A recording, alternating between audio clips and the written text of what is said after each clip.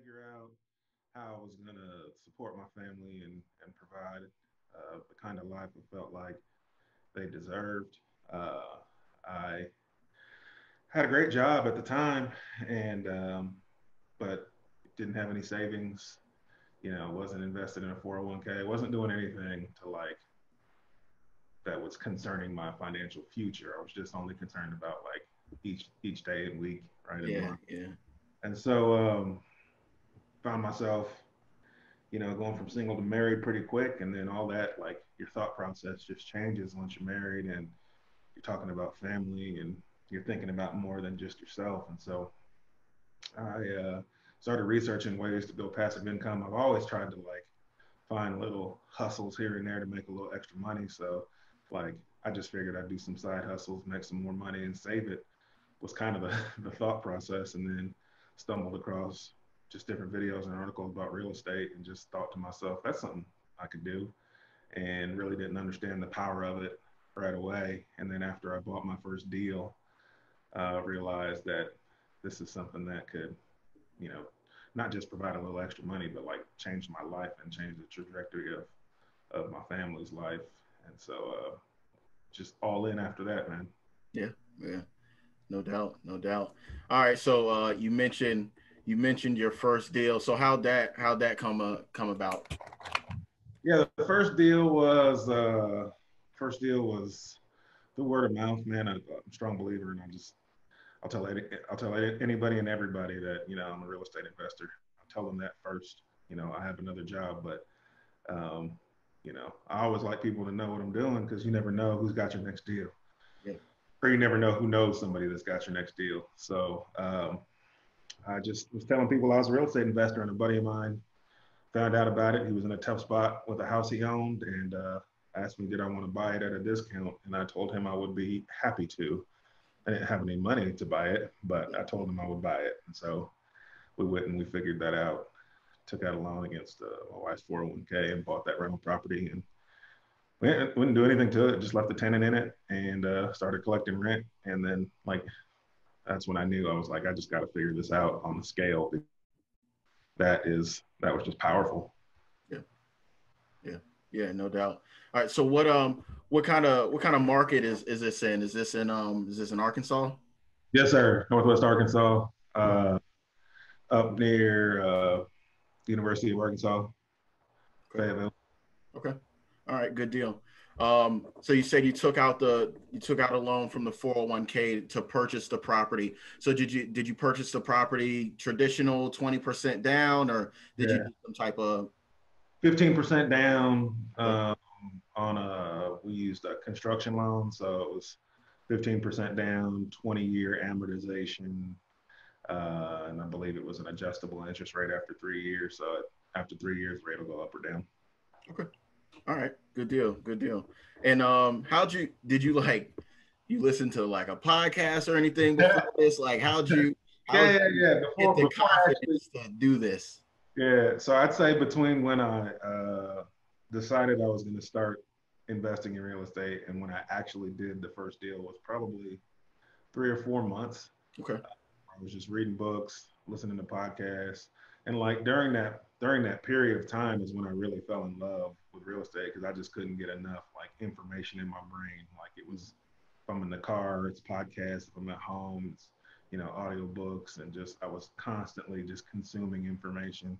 And then at some point, you got to take the jump. I remember probably 2 months in after doing all this research, I remember I just kind of got overwhelmed and didn't know where to start. So I just didn't do anything. I stopped listening to information. And then I also, at the same time, I had a lunch meeting with a guy who's a big investor.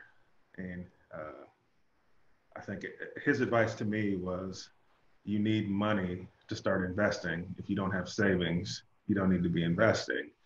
And so that was kind of a discouragement. And I don't think he's wrong. I think you do need money to invest. It just doesn't have to be your money, right? And then so if I would have took his advice, man, I wouldn't be where I am today. So, I kind of let it weigh me down for a little while, and then I snapped to it. Started talking with other people who were doing it and seeing how they were getting started with little money, and That's how I came up with the 401k idea, using my 401k for the down payment. And that, because we bought that property at a discount, it then had equity in it, which we leveraged to buy more property. So he was right. We needed money. It just didn't have to be my money. It could have been equity in a property, obviously 401k savings, right? There's money somewhere, somebody's Roth, IRA, right? You just got to be creative about how you go find it. Yeah, no doubt. Yeah, so you said, you know, from the time you had the idea to your first property, it was just a couple months. So I feel like a lot of people get the idea and then go a couple years Yeah. without taking action on it. So we really get stuck in this analysis paralysis. Um, what advice would you give folks to kind of break out of that and start taking the leap towards getting your first deal? Yeah, narrow your scope, right? Like there's so many things to invest in and feel like you need to get lined up before you get started. Should I have an LLC? Should I have an S corp? What should my logo look like? Uh, right? People get hung up on the craziest things, right? Should I build a buyer's list?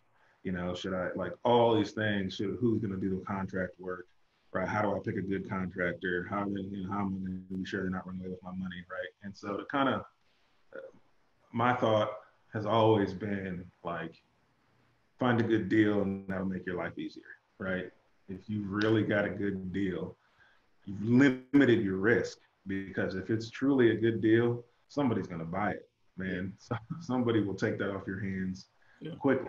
And so, whether that means, it's an investor on the front side, whether you're going to assign it to somebody, whether you're going to, flip it yourself, right? If you've truly got a good deal, a lot of the things you're worried about probably aren't really going to be a problem, because you'll always have exit strategies.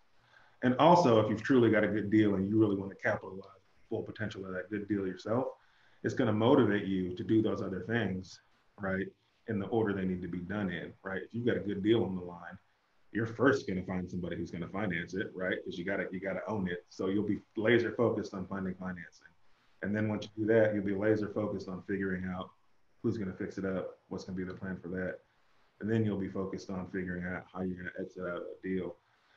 And so I think lining up a lot of those things on the front side can be tedious and overwhelming, a lot of the times, because people are going to be less likely to want to help you if you're just a aspiring investor, right? Lots of aspiring investors. Yeah. Everybody wants to be an investor.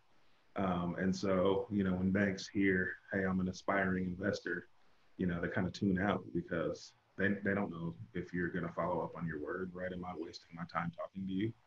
Um, but if you're an actual investor and you've got a deal on the line, they'll be glad to help you and tell you what kind of financing they can give you and what your options are. And so I'd say narrow your focus on what you're trying to do to get started, and focus solely on figuring out what is a good deal in my market. What does that look like, right?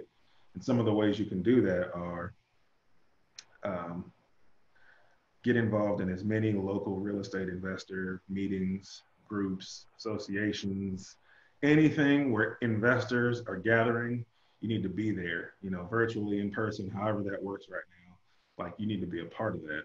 And sure, there's going to be a lot of people in there that are beginners, and there's going to be a lot of people in there that don't know what they're doing, but there's also going to be people in there who are seasoned investors who do know what they're doing, right? And it's your job to figure out who those people are and start networking with them, right? You want to know what a good deal looks like? Man, real estate investors love talking about their good deals. Go ask them.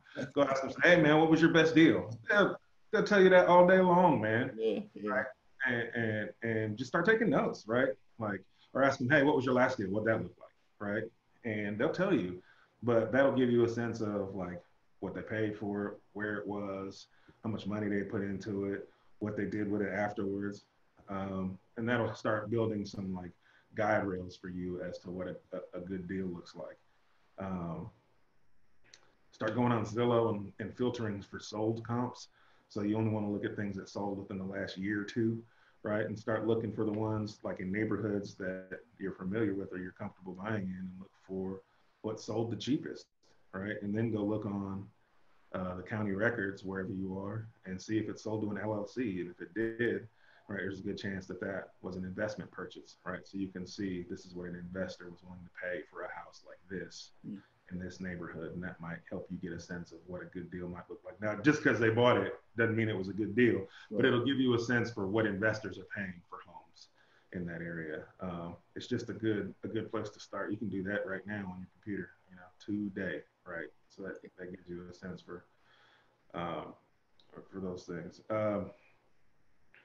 Once you figure out what a good deal is in your market, then figure out how you're going to find good deals in your market. Those are the two things I focus on, right? And finding good deals in your market, there's a million ways to do it. Most of them are going to require you to get a little uncomfortable, right? They're going to require you to hit the streets, right? Doing some pining for off-market leads, and there's very few markets in the country where you can buy on the market and get a great deal. Usually, if a great deal hits the market, it gets bid up pretty quick because there's tons of people looking for them, right? The easier it is to find a deal, the less likely that that deal is actually a deal. So figure out what your strategy can be. Everybody's got different comfort levels. For me, I use direct mail.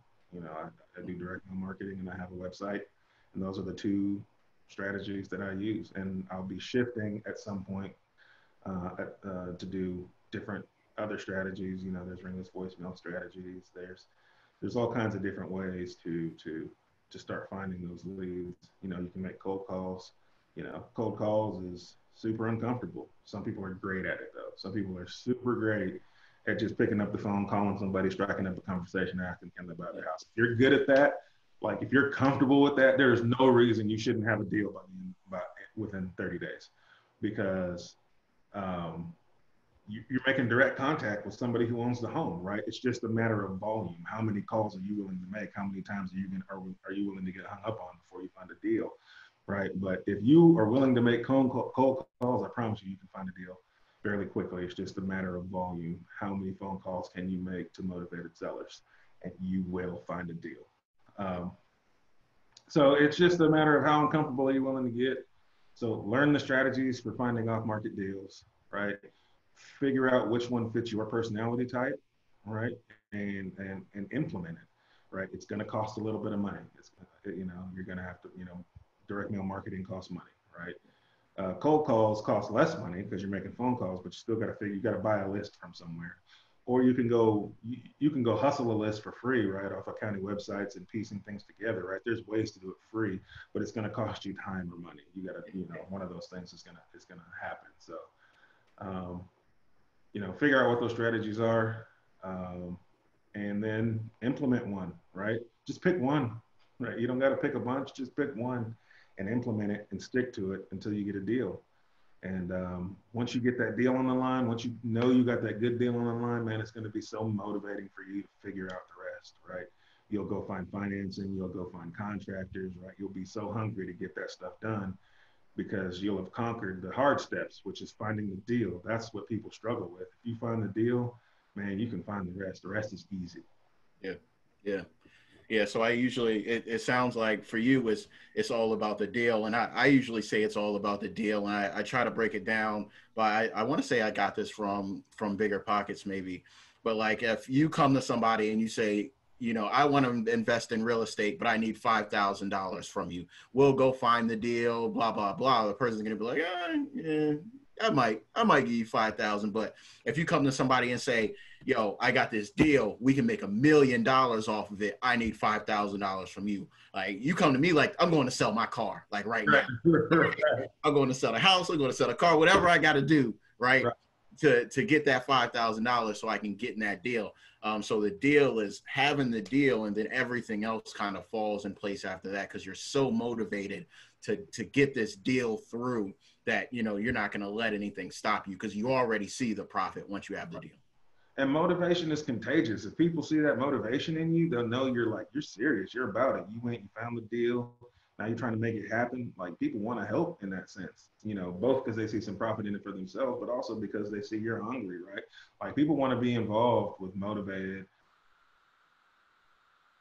people who are out here getting them, because if I invest a little bit of money in you and it presents a return and I see how hungry you are, then that just makes me feel comfortable that like, we're going to keep this thing rolling. Like, let's keep making money together. Yeah. Right. So would you say your kind of your the key to your success, how you've been able to do so many deals, is that deal finding process? Is that where you found the sweet spot? Yeah, man, I buy houses and figure out what I'm gonna do with it after, man. It's just if I find a good deal and I don't have the money, I'll figure it out, right? Yeah. Like, um, because the deal on the buy is where the money is made. So absolutely, for me, it's about a deal. I've got a deal that I'm selling to another investor right now that I didn't know I was going to do that until I did. Right? It's just about buy the deal. If it's a good deal, you figure out how to make money on it after that. Yeah. Yeah. Good deal. All right, so let's jump into like the finding deals process. So you said a lot of it's direct mail marketing for you. Can you break down what direct mail marketing is, and then talk a little bit about your strategy? You know, how many times do you send out mail? Is it monthly? Is it weekly? Are you focused on one zip code, the state? So how's that working for you?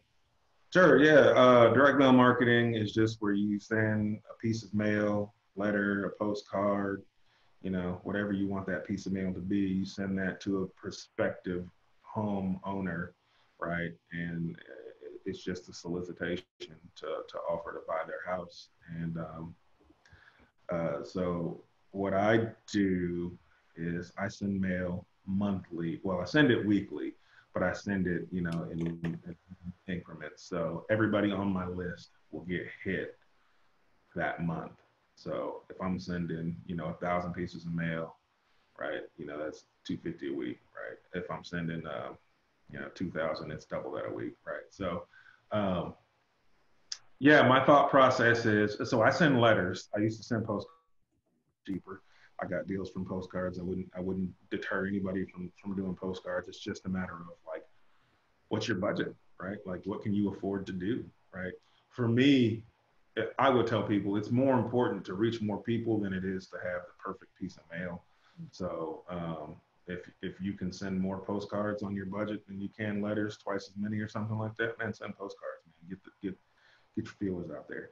Um, so I send letters. Um, what I do is, for a deal to happen, you need two things. You need equity, right? Because without equity in the house, right, there's no room to make a deal. And so, a lot of people don't get that. So I'll break it down a little further. But, if you have a house, you want to buy a house, right? And let's say the after repair value of that house. So after it's all fixed up, it's worth $100,000 and they owe $90,000 on that house. There's no room for a deal, right? There's only 10 grand worth of room. And there's no way I could buy that house for 90, fix it up, sell it for 100 and make money. So there's no room to make a deal for them. If I offer them 50, they're going to tell me to kick rocks, right? Because they still got to come up with 40 grand to sell the house. They have to pay to sell their house. But if you've got somebody who only owes 10 grand on a house that's worth $100,000, there's a whole lot more room. If you offer them 50, they still make 40 grand, right? So you need equity and you need motivation, right? They have to have a reason to sell to you at a discount. If there's no reason for them to sell to you at a discount, they don't need you. They need to find a realtor, right? Uh, which is what we tell people, right? You just want to be honest with people. Like you could, I tell people all the time, you can sell your house to me, but you're going to make more with the realtor, because I don't want, I don't want anybody to feel they've been duped or bamboozled or swindled out of their home, right? Like, I'll tell them like, hey man, I think you could get 50, 60 grand more than I'm able to offer you.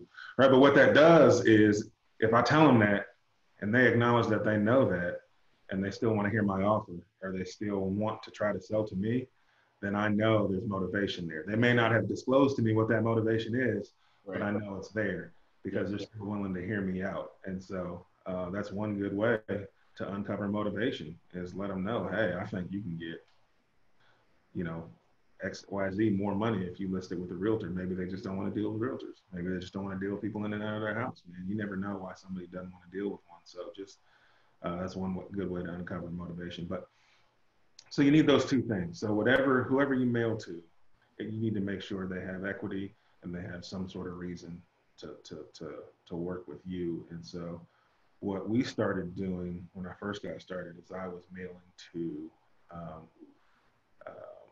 people with equity. So there's a bunch of different places you can go buy lists, right? And most of those places allow you to filter for different types of properties, and most of them have an equity filter. So you can filter for equity. You can filter for it by dollar amount. You can say I only want houses with, 50 grand worth of equity or more, or I only want houses, or you can do it by percentage, right? So X percent of the value of the home should be, in equity. So filter for equity on some scale, and then filter for motivation on some scale. And we used age as a driver for motivation. You know, there's a lot of people who are older who are in a position where, like the last house I bought, it was actually for sale by owner. I didn't find it through direct mail, but it was an older lady. She was in her late 80s, and she couldn't keep up with the house anymore. Her husband used to take care of it. He couldn't do that anymore, and it needed work. And she knew. She was like, I know I could pay for somebody to do all this work, but there's just with COVID going on, I don't want a bunch of people in and out of here. I just want to sell it. Like I just want to be gone, right? And she owned it free and clear, so she had all the equity in the house. And so we were able to come to an agreement on price that allowed her to just leave, and one of the benefits I provide people is that, you don't got to take nothing with you. If you want to leave every single thing you got in this house here, just take what you want and go. Fine by me. That's the perk of me buying at a discount, is you don't have to do all the things you would have to do if you sold with a realtor. You can leave everything you want in here, right? If I'm getting a good enough deal, and I'm not spending a couple grand cleaning your house out, right? So it's just one of the services we're able to provide to people. It's just a clean break. Take what you want and go. So yeah, you need equity, you need motivation. And if you can filter for those two things and you can send mail to those people, you're going to get phone calls and you're going to get leads that are going to lead to potentially a good deal. Now you're going to have to filter through a bunch of, not good deals to get there, but it's a numbers game, man. It's how many people can you touch before you find that deal? Yeah, absolutely.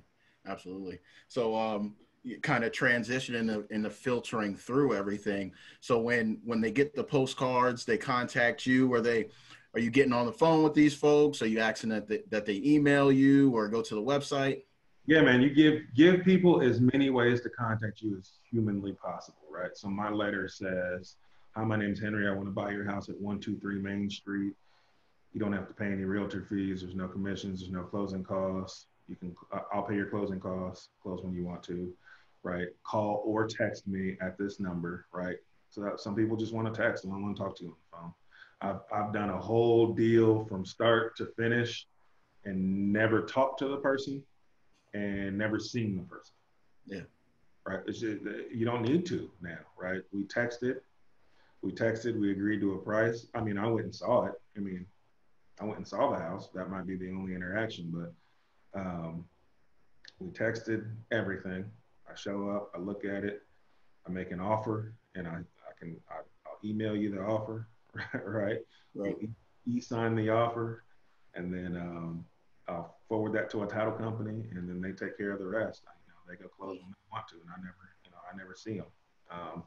They leave the keys with them. So give people as many ways to contact you as possible. So it says call or text. It has my email address. You can send me an email.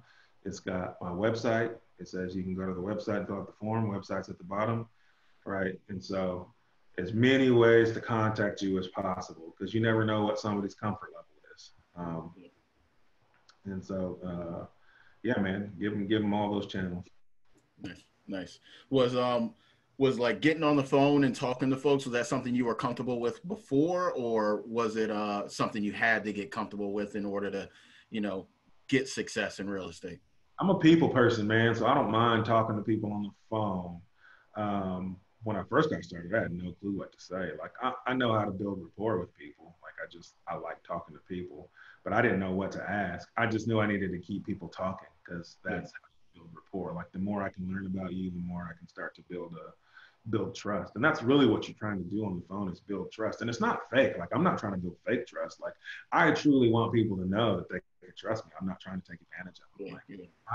When I make them an offer, I explain it to them why I'm making them that offer. And I know a lot of investors don't do that, but I'm not trying to hide anything. I'll tell you, this is why I'm offering you. It's going to cost me this much to fix up your house. It's going to cost me this much to pay your closing costs. It's going to cost me this much to pay the closing costs. When a seller wants to, when a buyer comes to buy the house, they're usually asking sellers to pay for their closing costs. I said, it's going to cost me this much to pay for my realtor.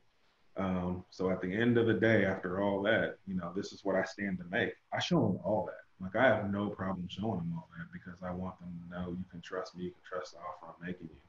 And there's a reason why I'm offering you what I'm offering you. Yeah, so no, man, it's all about building trust. When I first got started, I remember the very first phone call.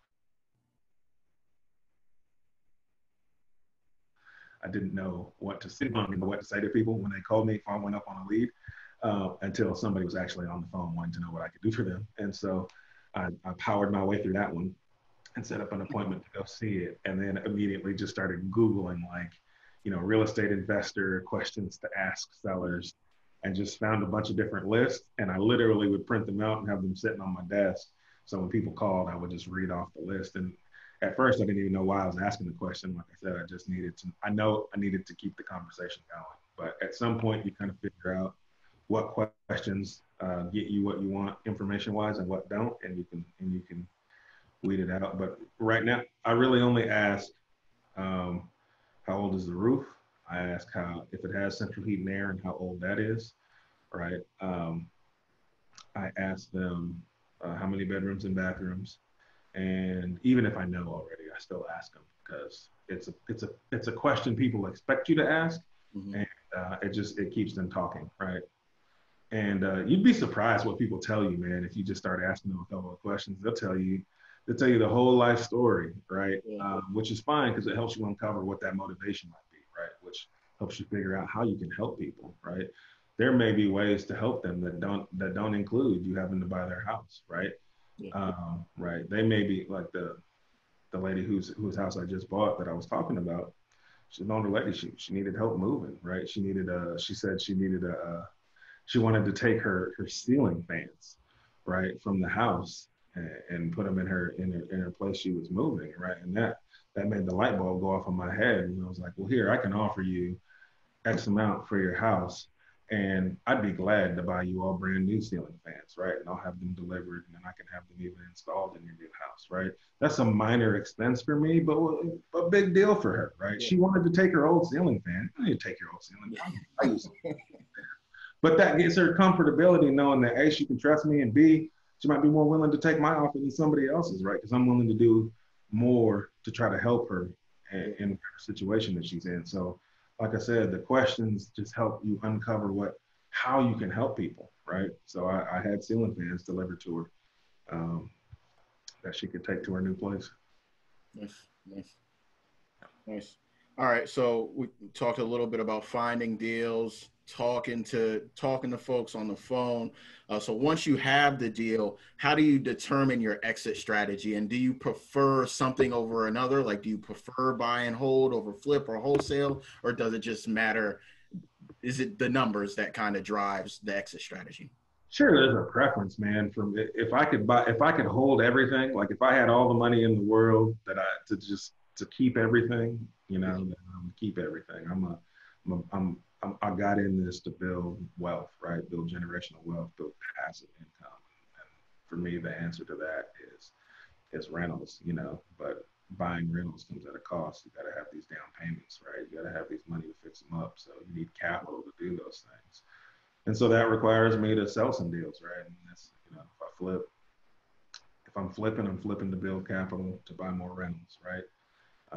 Is essentially what it is. So, yeah, man, I'd hold everything if I can, but I flip in order to buy rentals. And so, you know, and there's some strategery involved in that. Like, you know, if I'm low on capital, right, then 9 times out of 10, I'm going to flip a deal to get capital.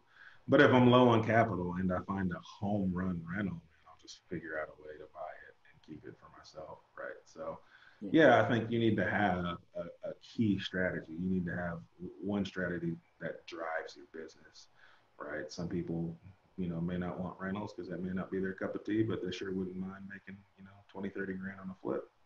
If flipping's your deal, man, then you can focus on that. and then use your lead funnel to find you good flips. And if you get too busy because you got so many flips going on, then you can use that lead funnel to pass those leads on to other people for a price. You know, you can just be a bird dog, or you can assign, right, if that's legal where you are, or you can buy them and wholesale them, which is essentially what I do. I don't do assignments. I just buy them, you know, and then list them back as is. There's a couple of ways you can do that, right? So if you buy and now you own the property, you can call up your network of investors, right, and say, hey, I've got a property. Here's what I'd sell it to you for, right? And you can sell it to them at what it's still a discount to them, but a profit to you. Or you can clean it out. So have somebody go in there, get all the stuff out of it, send a professional cleaner in there, you know, shine it up real nice, and have a realtor list it on the market. Right now, there is a market for people who are looking on the MLS for deals, right? I bet you everybody in this live or on this Zoom has searched the MLS for a deal they can find, right? So to me, that lets me know if I can buy something at a great discount and put it on the market at a discount to somebody else, there's a market full of people who are willing to buy those things. So that's always an option. Nice. All right. Market within the market. I like that. All right.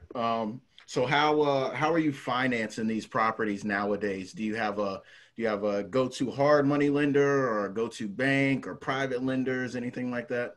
Banks, man. Bank money's so cheap right now. It's hard to want to use anything else. Hard money's expensive. Private money can be more expensive or cheap. It just depends on who your source is and how trustworthy they are. But no, bank money is what I use. We do construction loans for everything. Okay.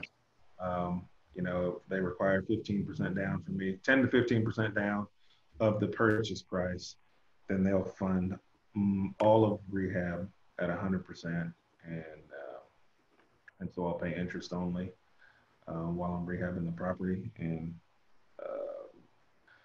if it's a rental, then after I'm done with the rehab, it flips to your traditional principal and interest payments. But if it's a flip, then all I do is pay interest only until I get that thing sold. Nice. All right, good deal. So are you kind of keeping a relationship with one bank? Are you still kind of shopping around, or? Always looking, man. I've got a strong relationship with one bank in particular. You know, they have all my business deposits, and so we've worked out. It took some time to get to a point, but like we already have, like, terms have already been established. Any deal I bring them, I know what my interest rate's going to be, and I know all the terms, right? And that helps them, and they do in-house appraisals. Appraisals are what really take the most time when you're working with a bank. So if you can find a bank that does in-house appraisals, they can turn those fast. They can do those in a day themselves because they're just running comps and appraising the houses themselves. And so because I have this established relationship with the bank, they know who I am. They know the terms they're willing to offer me. It's set up front, right? And I know they do in-house appraisals. I mean, I can send them a contract and I can close as quickly as the title company can do their title work. So if it takes the title company a week, I can probably close in a week, right? And so it helps me move quickly, right? And so when sellers see the advertisements, we buy houses cash, right? Cash just means like they're gonna get paid, right? It doesn't actually have to mean you have to buy with cash. Like you can buy with bank money. When they see, cash offer, what they hear is I get money fast, right? Yeah, and that's what's important. Absolutely. So I can close with bank money in a week. To the seller, it doesn't matter. Like you don't get a briefcase full of cash. You get a check from a title company, no matter how I'm paying. Right. You got to get a check from the title company. So they don't care how you got the money lined up. They just care, can you do it? Can I get my check fast? Yeah. And establishing a relationship with a bank that's going to allow you to move quickly is very valuable. Yeah. So kind of to piggyback off that a little bit, how much value do you think the ability to close quick and offer cash how much leverage does that give you as a buyer? Huge leverage, right? Because it depends on the person's motivation. Yeah. Need to move quick, then it doesn't matter how, you know, if you're going to pay cash or you're going to use bank financing. But if you find that seller, like I've had sellers that had to sell their house because they had to pay, they were getting sued and had to pay some money to somebody, but they needed cash fast, right? I've had sellers that had to move because they had sick family, right, in another state, and they had to get out of there, and they didn't want to just leave the property. So, um, uh, so yeah, man, for those people, my ability to close quick was huge, and they were willing to sell for less to me because I promised them that I could get them to wherever they needed to be quicker. So absolutely huge leverage. Nice. All right. Good deal. All right. Where do I want to go? Where do I want to go next? So you mentioned ringless voicemail. So that's something that I've heard a couple times, but I think it's more of a, I'll say, relatively newer concept. So can you explain ringless voicemail a little bit? Yeah, man. I don't do it. I just know what it is, right? So it's essentially where you after you pull your list, right? You do some skip tracing and you get some phone numbers for the people on your list, and then you can set up, you know, what they call a ringless voicemail, which is it's probably happened to all of us where you see you just look at your phone and you're like, oh snap, I got, you know, 3 missed calls, right? And then you got a voicemail or two, and that voicemail is, hey, you know, I was calling. I see you on the house at 123 Main Street. I'd like to make you a cash offer.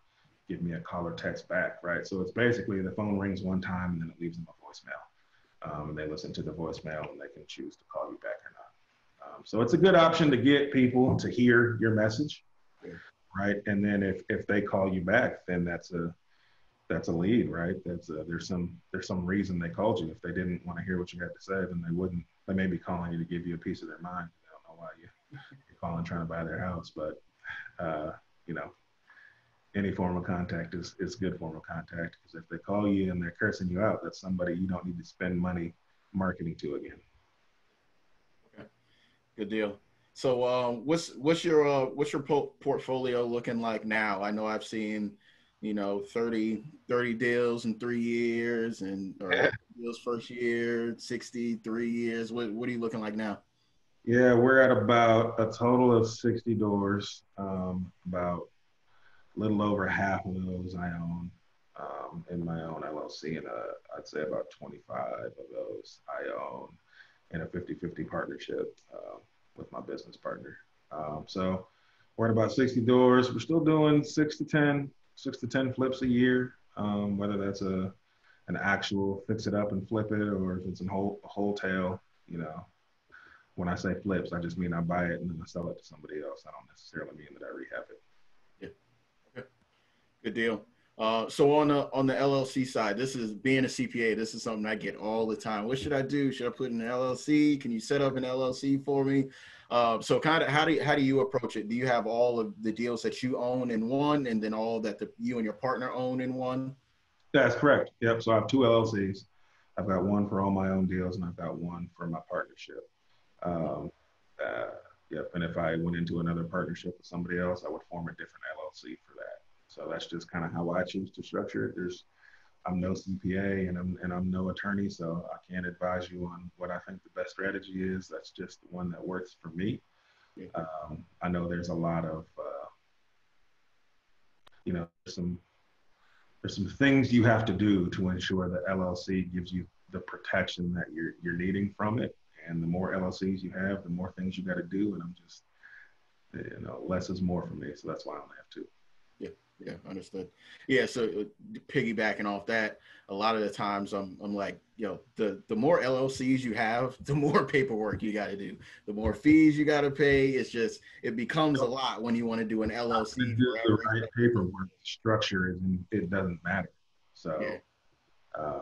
Some people are super organized people, and they want to put a property in every LLC, and they can do all that, and that's awesome. You should do that. I'm just not that guy. Yeah. And there's a million ways to skin the cat, and I think I always say that the best strategy is just to do it. Like, go get the deal, and then I would tell people, like, I think you should have your property in some sort of legal entity or structure, whatever that may be, to fit you.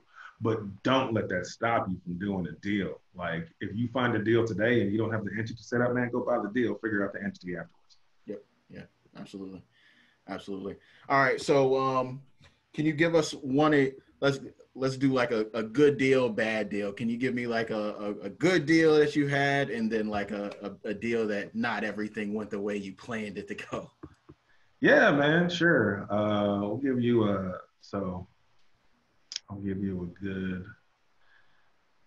good rental. We'll give you a good flip first. So, good flip. I found a flip, um, again, through word of mouth. Like I said, tell everybody what you're doing. So a realtor called me and actually had this lead. It was, I bought a house for 190,000. Um, was the purchase price. Um, it was worth, in its current state, not even fixed up, in its current state, it was worth 240. So I was able to buy it for 190. The realtor had already figured out what she was going to sell it for. So I knew if I could come up with 190, I could buy the house. It needed about 40 grand worth of work. We ended up spending probably close to 50 grand to fix it up. I financed it with bank financing. So I just had to come up with the down payment, which was 15% of that 190.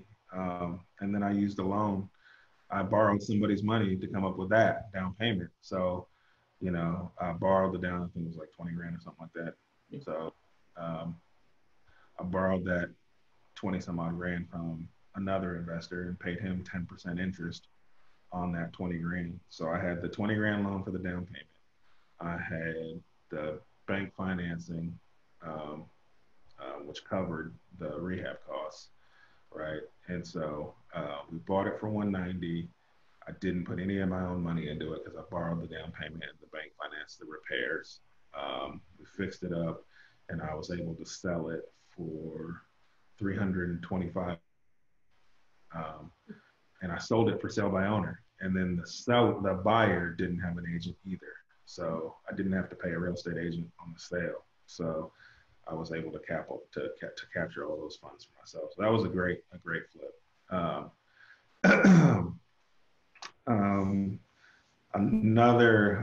An example of a good rental. Let's see, I bought a house. Right, so I bought a house for $30,000. It was a little two bed, one bath house. The guy that's living in it, that owned it, still lives there. He rented it back from me. It was one of those situations where he needed some money to take care of some bills for some family, and he had to sell his house. And so he bought it, but he didn't want to move. He's got memories there and things. He just wants to rent it back. So I told him he could rent it back from me, at market value. And so I bought it for 30. I didn't put anything into it, and left the guy in it. He's still there. He actually works for me. He's a painter by trade, so he paints. He does a lot of my paint work. So, which is awesome because I know he's got money to pay rent. He rents it back to me for $800 a month. So, 30 grand, no money into it. It cost me my down payment, but 15% of 30 grand is not a ton of money, and I get $800 a month rent out of it. So that's a great round for me. A deal that didn't go well. Sure. So I bought I've done a couple of deals where I bought houses that were in already excellent shape. So I bought this house. It was beautiful. It was a little dated, but not too dated. And I paid 175. My realtor comped it at 250. And we were confident that I could just stage it. Like, they just hadn't done a great job. They tried to sell it with an agent. Their agent did a bad job. They didn't market it well. they weren't really hustling to try to get it sold. And so it sat on the market and it didn't sell. And so I said, all right, we'll buy it for 175. These were out of state owners. So they had moved, they rented it for a while. The tenants moved out and they just wanted to cash out. They didn't want to do a long distance rental again. And so they said, you know, they were willing to sell it to me for 175 because that got them the money that they needed and they could be done with it. And I said, I'll just stage it and we'll sell it. So that's what we did. I staged the house with some furniture. I went and bought some furniture from like a store called At Home. Bought some inexpensive furniture to just look nice. We staged the house and really made it look nice. And I listed it for 225 and it sat on the market. And so what I did with this house, a couple of the mistakes I made. So I used a loan that didn't require me to put a down payment down because there was so much equity in it, but it did require me to pay principal and interest payments from day one. So there's no construction period. So I had heavy holding costs. Yeah. Right, but I didn't expect to hold it for very long. And so we listed it and it's out on the market for a couple of reasons. In the area where I'm selling this house, it's more of a retirement community. And it was a big house. It was 4 beds, 2 baths or 3 baths, I can't remember, but it was multi-level. And so a lot of older people don't want to deal with stairs. And so I limited my buyers pool. I eliminated a lot of older buyers by having a house with stairs.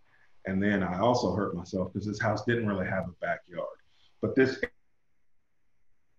area of town, this area where people buy, it's hilly. There's lots of houses without backyards. So I didn't think it was going to be a big deal, but I wasn't thinking through everything. So I eliminated my older buyers because it had stairs. And then I really hurt myself on my younger buyers because your younger buyers have kids and kids want a backyard. And so I really limited who I could sell this house to because of some of the features that it had.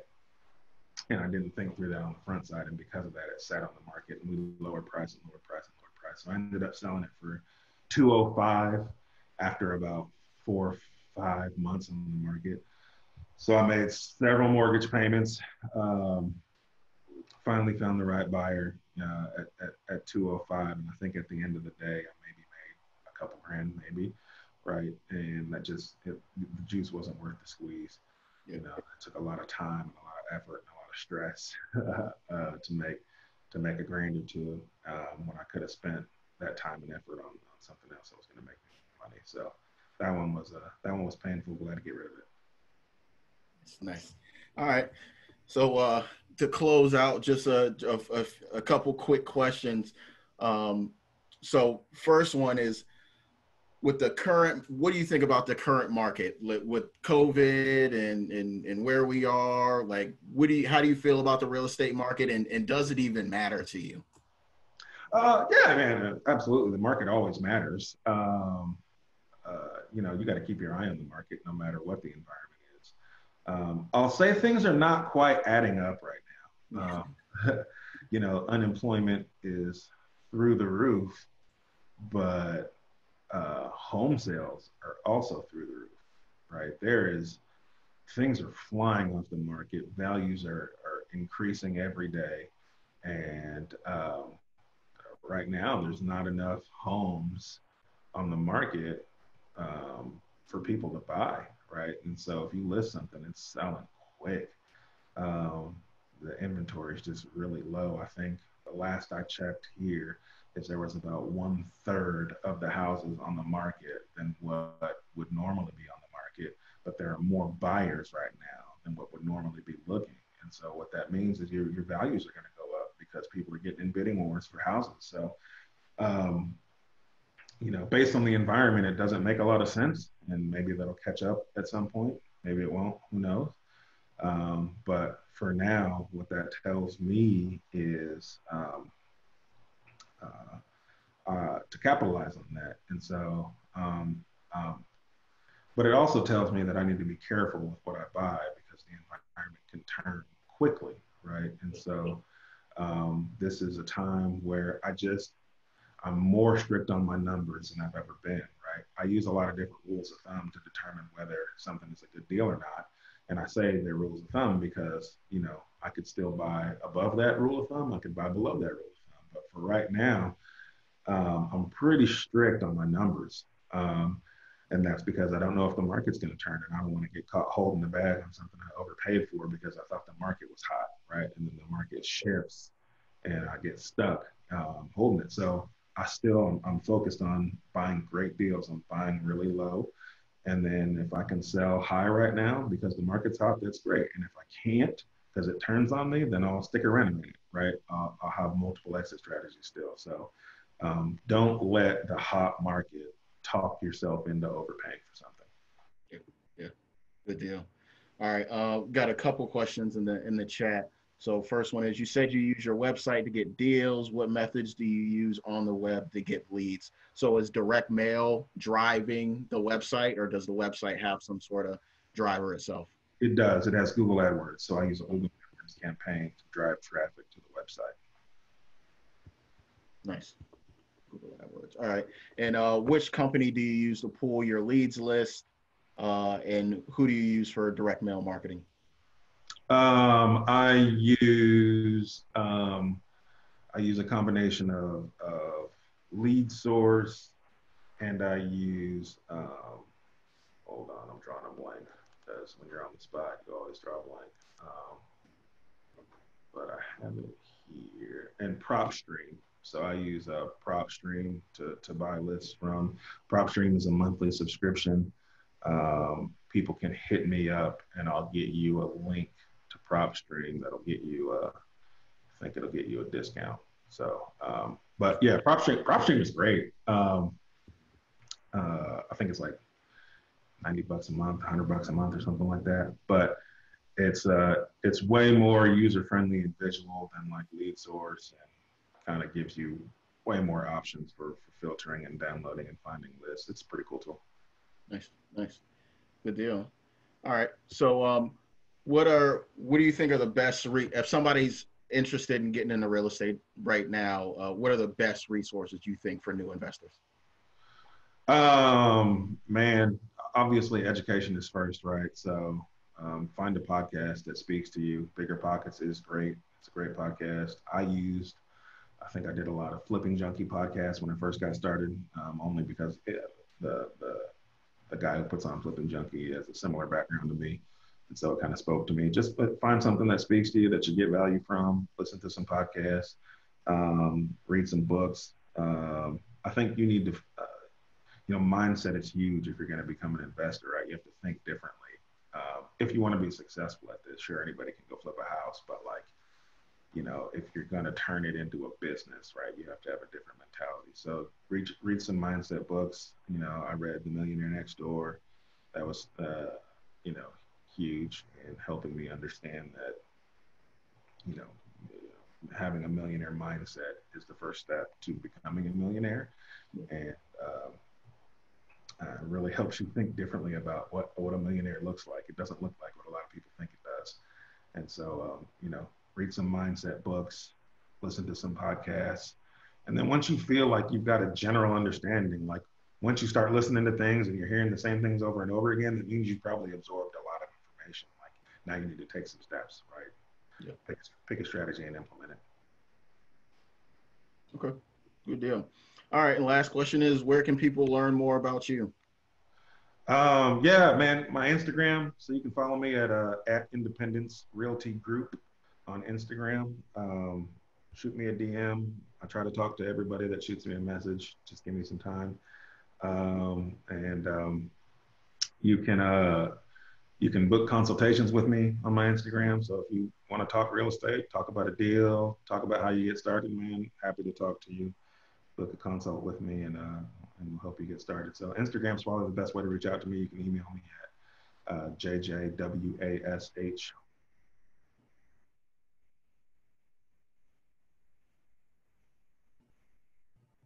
45@gmail.com, and that's another way to go.